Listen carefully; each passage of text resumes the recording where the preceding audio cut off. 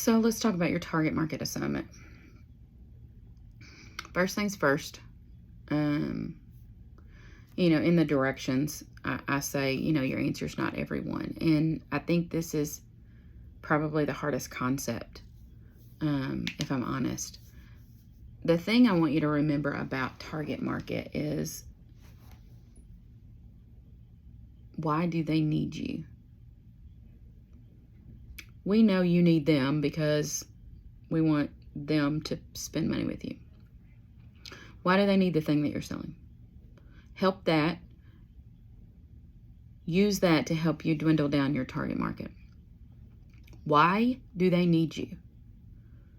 Who are they? Who typically buys the thing that you're selling? Is it a service? Is it a product? And who are these people? What do they look like? How much money do they make? Walmart and Target sell the same things, the same brands, and they have two wildly different target markets. Why do they need what you're selling, though? Whatever it is. Where do they live? How many kids do they have? How much money do they make? But big picture, who are they? And why do they need what you're selling? And I know I've asked it 3 times already, but big picture, target market is who you're actually wanting to spend advertising dollars to grab. If I'm giving you $1,000 and I'm telling you to run a Facebook ad, one of the things that you have to do in order to make that happen is to label your target market inside of the Facebook ad portal.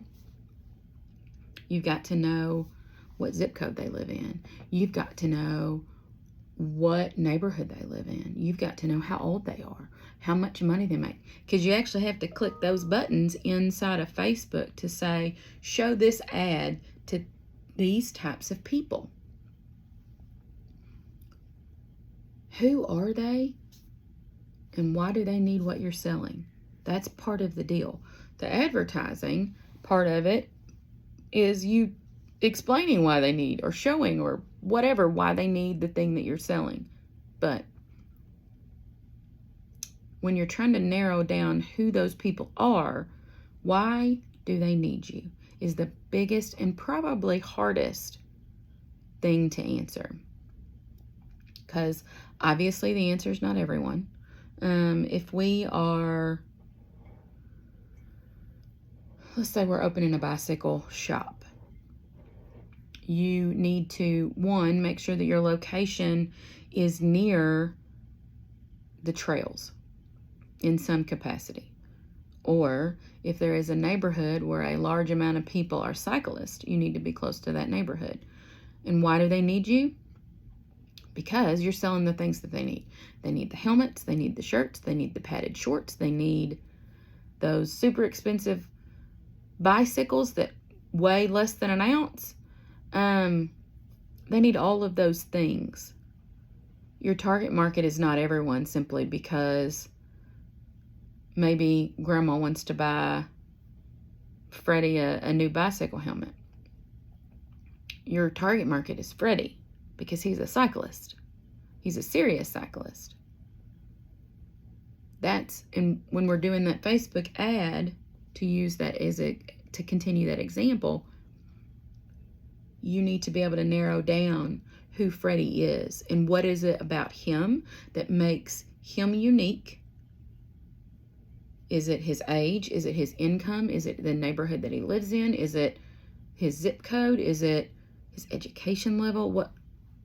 What of the demographics are important when finding other people like Freddie?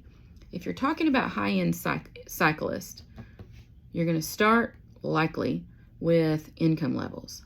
Those bicycles are thousands of dollars. Thousands. And the stuff that goes with them, that stuff's not cheap either. They need you because there's not enough cycle stores in town. They need you because they can't find this brand of helmet anywhere else. They need you because maybe the other cycle stores only carry men's cycle clothing and not women's. I don't know what that thing is, but they need you for a reason. You have to figure out what that reason is, and that helps you narrow down your target market. So, who are they, and why do they need you?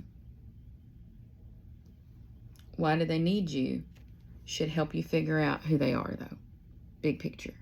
And so that target is very important. You can have more than one target, by the way. You can have 2 or 3, and they can be vastly different. And I'm going to use an example. There used to be a Papa Murphy's on my way home from work. And Papa Murphy's, for those that don't know, it is a take and bake pizza place. Nothing is cooked, everything is raw. So think pizza done Subway style. So you walk in, you tell them you want a large pizza. They pull out a large pizza dough crust. Again, it's raw, so it's dough. And then you go down the line in the same way that you do at Subway. You go down the line and you are picking the toppings. What do you want on your pizza? Well, I want marinara and cheese and pepperoni and sausage and onions and bell peppers and whatever all the options are. And then at the end of the line, again, it's raw, it's not cooked. It is wrapped up in cellophane with a thing of directions on the inside. And you take it home and you cook it. Most Papa Murphy's are put in front of or near soccer mom style neighborhoods. And that is important because if you're targeting soccer moms, you've got to in some way show that this is easy to do. And by easy, I mean quick, because they need to be able to get the kids from school, get them home, get them fed, get them changed, and off to the game or practice or whatever. What they also need, in addition to all of that, is they need a way to feel like it's healthier rather than something like fast food, think McDonald's or something like that. So those neighborhoods, though, are typically what we would call, middle class or upper middle class neighborhoods. So that's important here. They are putting their location in or around those types of neighborhoods, but they have a second target market. I mentioned earlier that the food there is raw and it is never cooked. That's important. Why? Because a second group of people that Papa Murphy's can target are those that get what we would call SNAP benefits or food stamps or something like that. And why?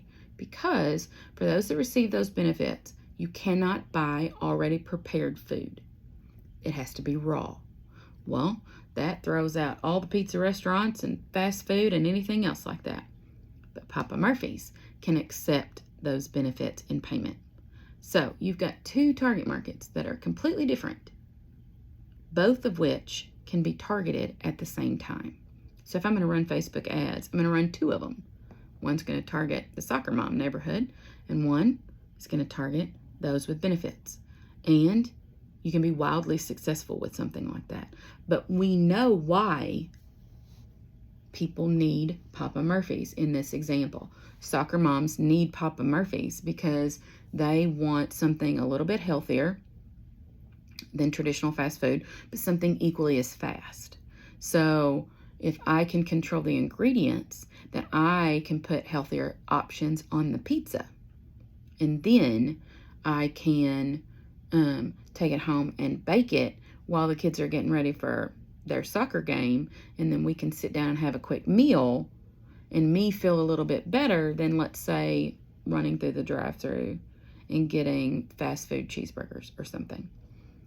The second group needs Papa Murphy's because there's not another pizza restaurant in the state that accepts SNAP benefits or food stamps.